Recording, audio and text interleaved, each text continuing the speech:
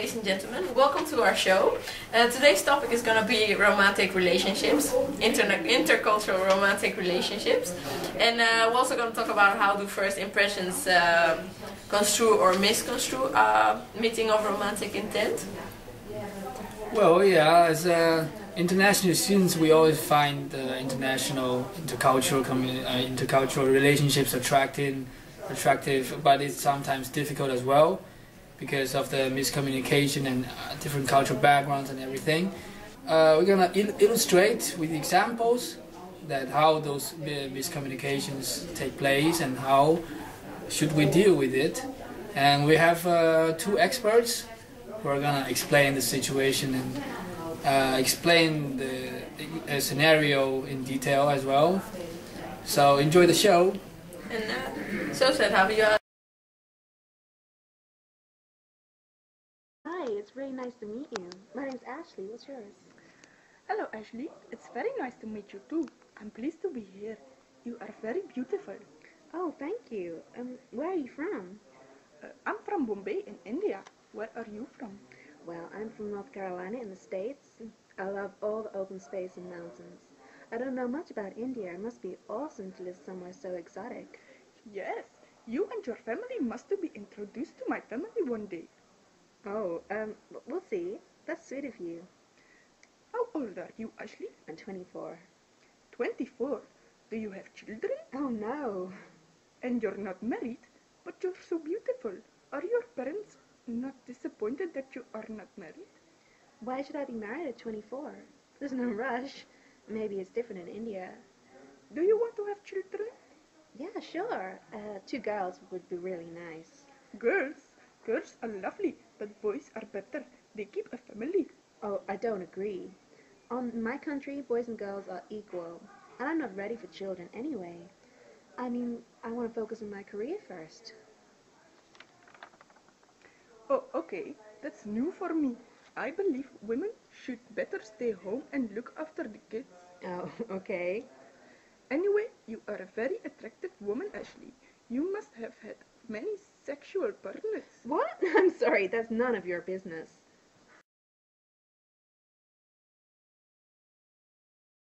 Hello, my name's Mohammed. Nice to meet you. Hello, I'm Marijke, likewise. So I saw you holding hands with another guy when you came in. What's the deal? Is he your boyfriend? What? No, he's not my boyfriend. He's a good friend of mine. Why would you think like that? Oh, no reason. Oh, by the way, are you allowed to meet me in the public? Because in my country it's a little bit different. Yes, of course. Why not? Well, we're not used to that. You're here with me, and everybody can see you and me, and that's a little bit rude. Oh no, but it's perfectly fine. It's normal here. But anyway, so what are you looking for in a relationship? I'm looking for a woman who's going to be faithful and would like to join my big family. Oh, big family. Do you have children then? Yes, I have 7 children. Oh, wow. And they're all from the same mother? No, yes, I have 2 wives. Have? Or do you mean had, as in ex-wives? I have 2 wives. We live together. Oh, well, I'm not really into that, so it was nice to meet you. Goodbye. So, welcome our two experts, Emilie, Groen and Berghout. We're going to be talking about the two dialogues we just heard. Why don't we start with the first one, about the Indian man and the American girl. So, tell us please, what can we see? Well, it started off quite well, didn't it? Well, but it didn't end up very well. You immediately bump into an intercultural conflict. Yeah, you see clear differences. You see, well, Raj, the Indian man, is used to being very direct and very straightforward, and and also I think that he feels that he can be direct and forward with this Western female because he is out of his context. In India, he's part of a caste system, so we know, and he's expected usually to conform to his caste system and have people reciprocate accordingly.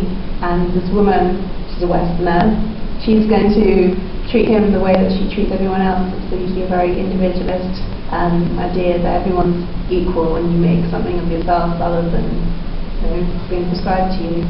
And she's very, she avoids conflict, so she's really, she doesn't want to argue with him, and she's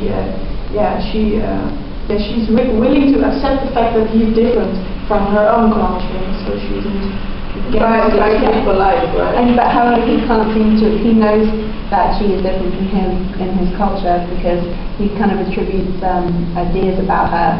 She's American, perhaps she's Western, perhaps she's easy, and therefore he can be more free with her. And you see that he shows more divergent behavior. It means that he really shows his own differences, and Emilie has a sort of distance between him and her, so that works against them.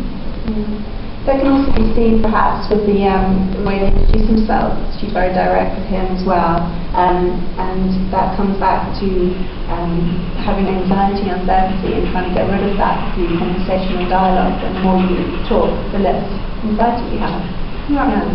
Yeah, she's more flexible. He's more the way of, well, my culture is the best, and it's also his status, because he has a sort of that his culture is more important than her own, than her culture. And the idea that she's going to be a wife and a mother and nothing else, that's very applicable to the collectivist idea that he comes from, rather than individualist. I'm going to get all I can for myself. Yeah, I think it's also a little bit of the history, that it was normal that women were staying home and look after the children, and well, it's still in their culture.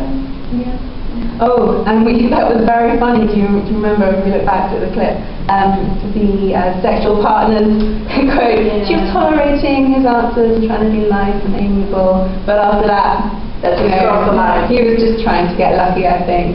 Yeah, he's stereotyping a little bit. Yeah, you can compliment you're beautiful, and have you had sexual partners, and but I think he sees it as giving a compliment to her. But in American culture, that's very rude to ask. I think for him it's very normal to ask that. I think. Well, this is of course very interesting. And if we look at the second dialogue, the Moroccan guy, it also starts very funny. Yeah, miscommunication, and that's through non-verbal communication, of course, because as soon as she's seen him coming through the door, earlier, she says, "Oh, why are you holding hands with another guy?" Because obviously that's a kinesthetic symbol in Western society that, if you're a male holding hands with another male, you're gay. You're making assumptions. Yeah, she makes assumptions. She can't conceive that perhaps it's not that way in Morocco, where he's wrong, he's wrong. But he still is nice to answer back. Yeah, and he also tries to save face with his pride, because what? How, of course not. That's not right. But you clearly see the culture difference, because for Moroccan men, or for Moroccan culture, it's normal that women and men are separate. Yeah. So that they are together in a space where everybody can see them and can see his wife or potential partner. That's very awkward for him. It's not normal. And also, usually it's the intermediaries that go between the potential partners to try and make everything polite, or netjes, say in London.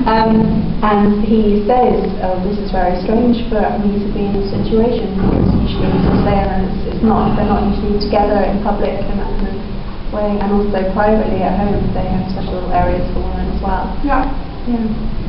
Family values also comes forward. Being together and in a great big house with a lot of people. You also see it with Rush also. Yeah, family values, and expecting her to have the same family values as him. In the first conversation, "Oh, do your parents mind that you're not married by the age of 24? It's just different." That's a form of collectivism. That's family values for collectivism. So Rush and also Mohammed are coming from a very collectivistic culture. Whereas Marijke is very individualistic. And also she dismisses a lot of the things that she says, whereas you saw the American woman, she's more willing to listen to him.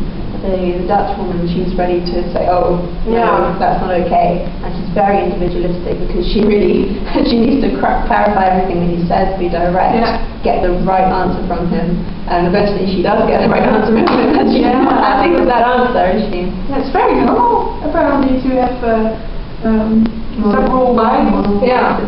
Well, ladies, I'm going to have to stop you there. It was all very interesting. Is there anything you would like to say to our audience to avoid such conflicts in the future if they ever would like to experience something like this?